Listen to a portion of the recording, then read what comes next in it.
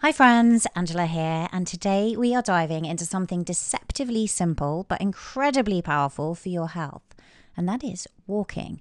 I recently shared on my Instagram how walking isn't just about steps or fat burn. It's actually one of the most underrated tools for reducing inflammation, lowering cortisol, supporting blood sugar regulation, boosting creativity, and even helping with lymphatic drainage. So many women in midlife feel stuck, stressed, and depleted. And the answer isn't always a harder workout. Sometimes it's about taking a walk. And in this bite-sized episode, I'm sharing a clip from my interview with Mark Sisson, founder of the Primal health movement, New York Times bestselling author of the Keto Reset Diet and 2 Meals a Day, and now the author of a brilliant new book, Born to Walk, where he's changing the conversation around running, fitness, and metabolic health. And in this bite-sized clip, Mark and I talk about why running isn't the silver bullet for longevity, and how walking combined with strategic movement and metabolic flexibility may be the secret sauce for energy, fat burning, and brain health, especially as we age. And if you haven't connected with me on Instagram yet, come and say hi over at Angela S. Foster. I'm always sharing science-based tools and real-life practices to help you reclaim your health and energy.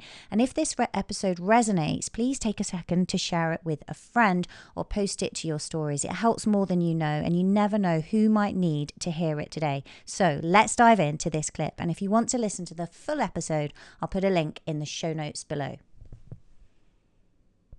I personally feel, just from a mental health perspective, so many problems can be solved on a good walk. It's just creative thinking and ideas. What have you found are the main benefits to health from walking? Well, the benefits are myriad. I mean, the human body, as a bipedal creature, we're literally designed to walk. We're designed to move. We're designed to be moving a lot and frequently throughout the day. We don't have 4 legs that allow us to stand in one place and not fall over. So just having, only 2 feet upon which to stand means we sort of have to move a lot to regain balance and to keep. But not just mood is elevated by walking, but the lymphatic system requires movement in that regard. Slow, easy, non-ballistic movement to optimize the lymphatic system, to clear toxins. Digestion really improves with low-level aerobic activity, much of which can be found in the form of walking. The book, Born to Walk, arose from my recognition that this running boom of the last 50 years has been a disaster. It's been wholly inappropriate for all but 2% of the population. Most people should not be running, at least as their primary focus in terms of a health or a longevity strategy. In fact, it's in many cases antithetical to health and longevity for overweight people or ill-adapted people to be running. One of the problems is that the shoe industry has created this marketing hype around running, around it being this be-all and end-all of exercise protocols, that it's being the best thing you can do for your body. It's not. But the fact that the industry continues to create thicker and thicker, more cushioned shoes, which enable people who are ill-adapted to running to go out and run more miles because they can't feel the immediate trauma of the impact to their feet. Like if these same people were running barefoot, they'd give up after 20 feet with their heel striking and their poor form.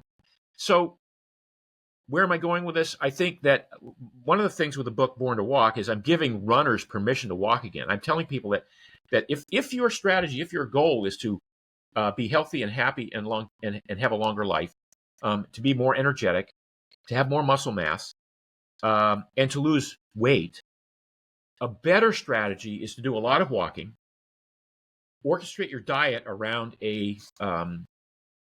achieving metabolic flexibility, so you burn more fat, whether you're sitting at your desk or walking or even running, lifting some weights to build muscle mass, and yes, sprinting once in a while. And sprinting doesn't always mean running. It just means getting your heart rate to a high level for 20 seconds a couple of times in a workout once a week. But Born to Walk, it goes back. We retrace the running boom as having been like inappropriate, like most people in the 70s who ran, they ran because they were runners. They self-selected to be runners. Like, until you read the books on jogging and the book Born to Run, which was later on, you would never choose to go jogging if you were an overweight person. It's like, why would I do that? It hurts. It's no fun. It's like, why would I even choose to jog? And plus the shoes were thin shoes. So everybody who ran in the 70s was a runner. They were self-selected to be a runner. And then it wasn't until... You see that in schools, right? From when they're very young age, people self-select. There are some kids, very few of them, who just love running and they're just really, really good at it. But the vast majority are like, I don't want to do cross country. I don't like No. That's a great example. There are people who love running and should run. I was one. I was a runner. I loved running. It was an amazing life for me. I was one of the best marathon runners in the country. And I will tell you that I have not run a mile in 30 years. Because once I got past that and I realized that it was tearing me apart, running is catabolic. Running tears down muscle tissue. Now, if you do it once a week as part of a broad-based strategy of lots of walking, a little bit of sprinting, some weightlifting, some organized classes or whatever, and then once a week you run 5 or 6 miles, great. That's a perfect application, because humans were born to walk. We were not born to run metronomically at 8 or 9 minute miles day in and day out. We were born to walk. We were born to be able to run once in a while as a result of the rest of the things we do in our life. But to do this day in and day out is it cannibalizes muscle tissue. It is usually done at a pace that is way too stressful for the average person. So most people who run are, they have to prepare for it and gird up to go out and struggle and suffer for 35 minutes or 45 minutes or whatever they're running. They get back to the house, they're exhausted. They've burned through a lot of glycogen. They haven't really burned that much fat. Yes, so they burn a lot of calories, but it doesn't matter, because when you burn glycogen calories, the stored sugar in your muscles, all that does is signal your brain, I got to eat more. I got to eat more tonight to prepare for if I have to go run tomorrow. If you walk, you burn 100% fat, right? And depending on how fast you walk, there's a point at which you can walk, up a hill on a treadmill or with a backpack or a weight vest on, where you can have your heart rate maxed out. So you can walk at a very high rate of output if you want. What we talk about in the book is where's that sweet spot where runners who are not getting the results they want from their running program, in other words, they have the same 15 or 25 pounds to lose after having been a runner for 3 or 4 or 5 years, and they're frustrated and they get injured because they're doing this activity with bad form. Where's the point at which they could walk mostly and burn mostly fat and not tap into those glycogen stores, and then be able to go to the gym and lift weights and tone their bodies up and achieve better strength and power and muscle mass, and then sprint once in a week. And the sprinting is really what cuts you up. So you have, one hand, you have the low level activity, which is zone 1 or zone 2 is what they call it these days. And then you have the high level activity, the sprinting, which is zone 5. And when you do enough of those, then let's say you still want to run. I'm like, go ahead and run with good form, run with minimalist shoes. And when your form breaks down, walk. And if your form breaks down after 3 minutes, walk. And then once you've recovered from that and you say, I feel like running again, run 100, 200 steps, 300, but only run with good form. That's the way you should develop into a runner. Now, if you're a self-selected ectomorph who enjoys pain, who has a high VO2 max, go for it. But the only people who really benefit from a serious running program are competitive runners.